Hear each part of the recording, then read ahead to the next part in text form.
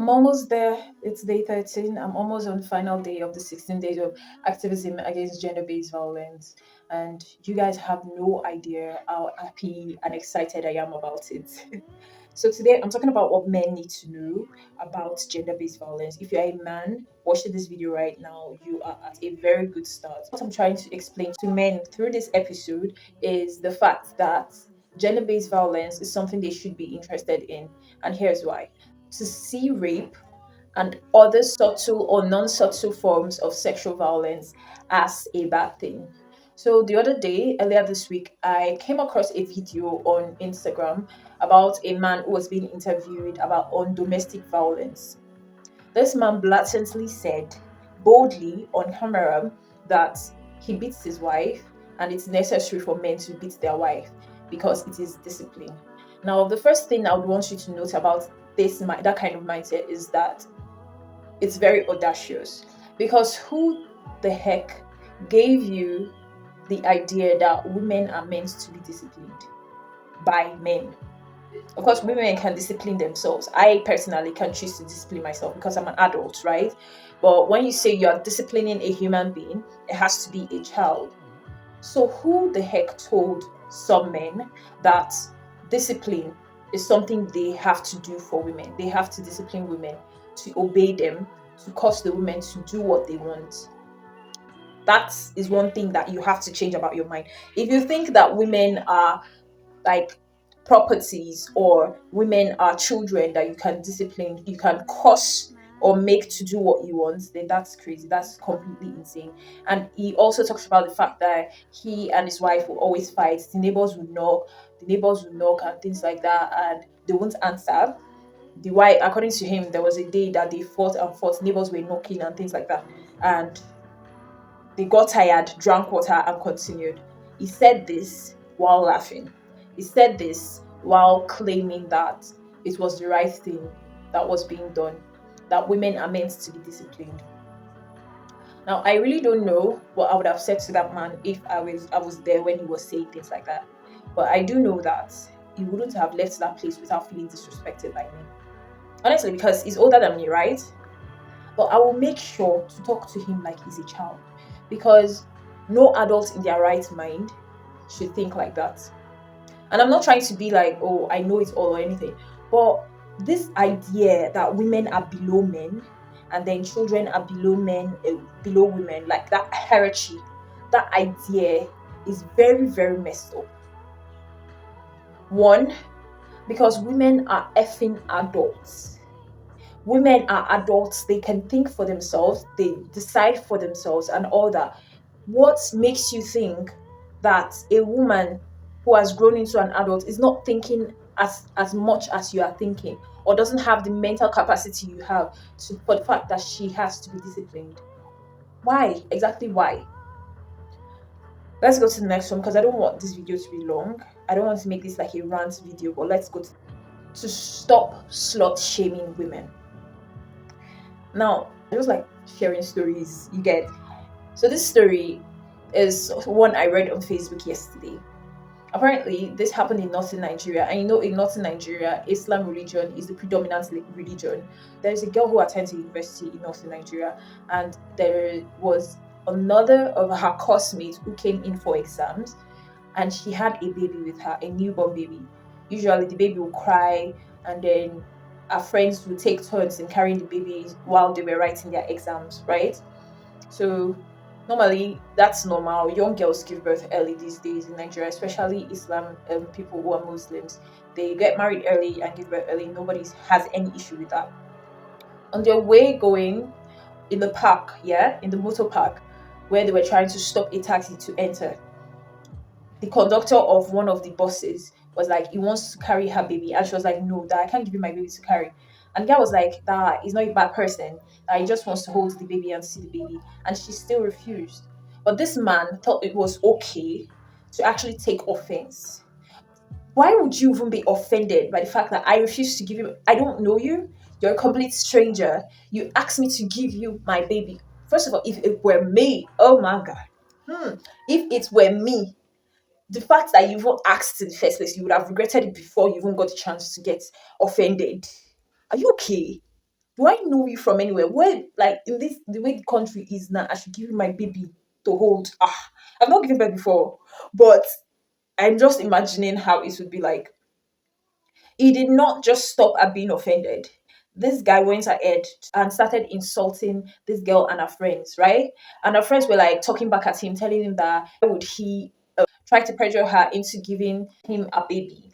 And he was trying to, guilt shame her and make her feel like she's a bad person for not giving him the baby to hold. And it did not just end there. She decided to calm her friends down and have them walk away. So they were leaving. And this guy called all of them Ashawo. Now, yeah, Ashawo is an insultive, vulgar word used to indicate like sex workers.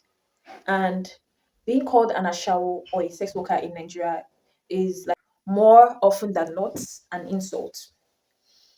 And they were all shocked. I was shocked because from the description this girl made, these were Muslimas. They were wearing hijabs, not just hijabs. They were covered from head to toe. You wouldn't even see their ankles or their wrists. You could not see their ankles or their wrists, but they were still called ashawo. The fact that men throw that word around against women is very funny. I don't even see it as an insult anymore. I just see it as a pathetic excuse that men use to, you know, justify their egos. It's a very pathetic means to justify their egos because a person is not even a prostitute, ashawo, a child, ashawo. As long as you're female, ashawo in this country, it's no longer an insult again. So let's go to. There's so much background noise. I'm so sorry. Let's go to another thing that men need to know about gender-based violence. Equality will prevail no matter what. Whether you want to argue till next year or 100 years from now, equality will prevail. There's no two ways about it, around it. There's nothing you can do. Equality will prevail. Women and men will get to the stage where they will be seen as equal, be it in workplaces, when it comes to marriage, in religions, equality will prevail.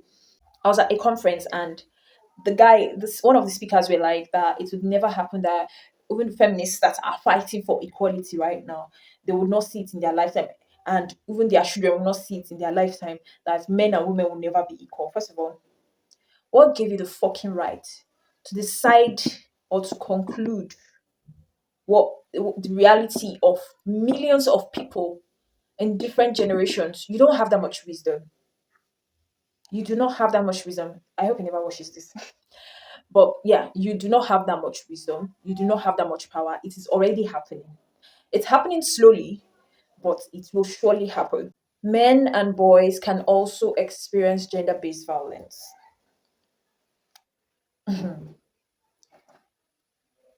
especially boys, children, male children, right? They experience sexual violence every day. Not as much as girls, but they do. So if you want to make it seem like maybe you want to use chauvinism to make it seem like oh sex is something that men should accept. It's more like a crown to be worn.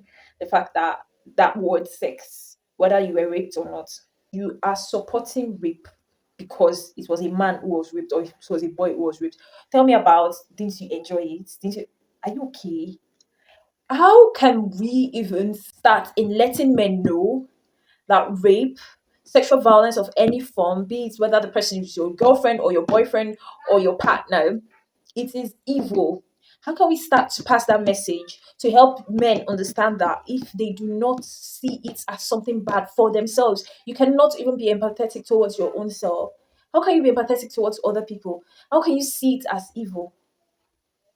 I really don't know where to start when I meet people like that. People who say men or boys being raped is not something to make an issue out of. People who ask if you did not enjoy it or things like that. Like, it always shocks me.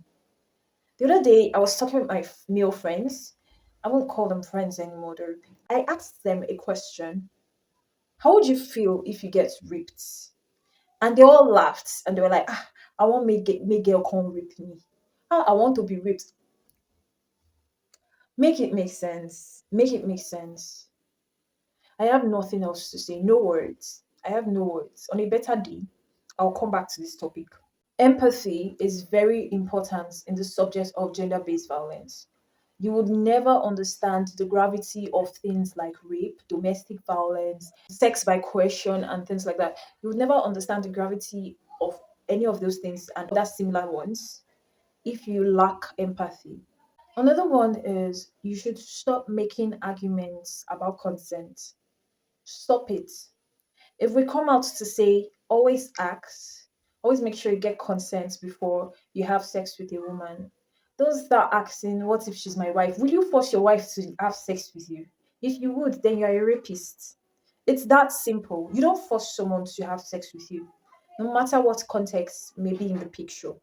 Next, stop victim blaming women who experience gender based violence. If a woman is experiencing domestic violence, stop saying, oh, why did she get married to him in the first place? Or why didn't she leave the marriage? If a girl gets raped or a woman gets raped, stop saying she always used to dress anyhow and she goes out at night, or what was she going to look for is in his house, or anything in that line. Be open minded when it comes to gender based violence education. Just like this video, I hope you had an open mind through the whole of this video, because without an open mind as a man, especially in this patriarchal world, you will not be able to see it. So you have to make the decision to be open minded, to see things from both ends of the. Thank you so much for watching today's episode. I hope to see you tomorrow. Please don't forget to like this video. Don't forget to subscribe. Drop a comment if you have anything, any contradictory opinion or a supportive opinion, preferably. Drop a comment. Let's discuss. Let's talk. Let's compare facts as well. Thank you.